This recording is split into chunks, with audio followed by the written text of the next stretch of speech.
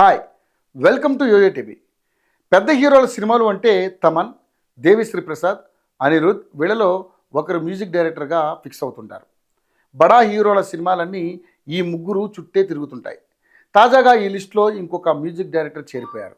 అతనే బీమ్స్. మంచి mass beats, folk ట్యూన్లు చేస్తుంటాడు. చిన్న చిన్న సినిమాలతో బీమ్స్ ప్రయాణం మొదలైంది. ధమాకాలో తాను ఇచ్చిన అన్ని పాటలు హిట్టే. ఆ సినిమాకు పాటలే బలం, ప్రాణం. నిజానికి ధమాకా తర్వాత బీమ్స్ పెద్ద హీరోల దృష్టిలో పడతాడని అనుకున్నారు. కానీ ఎందుకో ఆ స్థాయిలో అవకాశాలు రాలేదు. సంక్రాంతికి వస్తున్న రూపంలో ఓ ఛాన్స్ అందుకున్నాడు.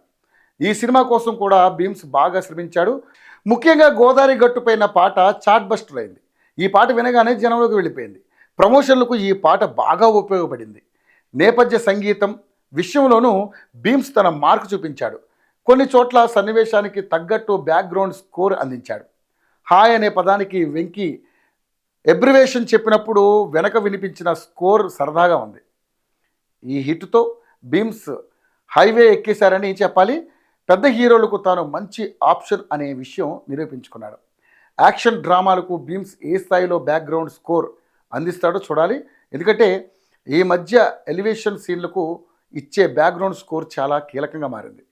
పాటలు యావరేజ్గా ఉన్న ఆర్ఆర్కు మాత్రం బాక్సులు బద్దలైపోయే ఎఫెక్ట్లు కోరుకుంటున్నారు ఫ్యాన్స్. తమన్ రాణించేది అక్కడే. ఈ విషయంలో బీమ్స్ కాస్త ఫోకస్ చేస్తే తాను పెద్ద మ్యూజిక్ డైరెక్టర్ అయిపోతాడు. చిరంజీవి, అనిల్ రావిపూడి కాంబోలో సినిమా రూపుదిద్దుకొనుంది. ఈ చిత్రాన్ని కూడా బీమ్స్ని సంగీత దర్శకుడిగా ఎంచుకున్నట్టుగా తెలుస్తోంది. చిరంజీవి సినిమా అంటే పాటల విషయంలో అంచనాలు ఎక్కువగా ఉంటాయి. మాస్ ఎలిమెంట్స్ కూడా ఉండాల్సిందే. ఓ రకంగా బీమ్స్కి ఇది పరీక్ష అని చెప్పాలి.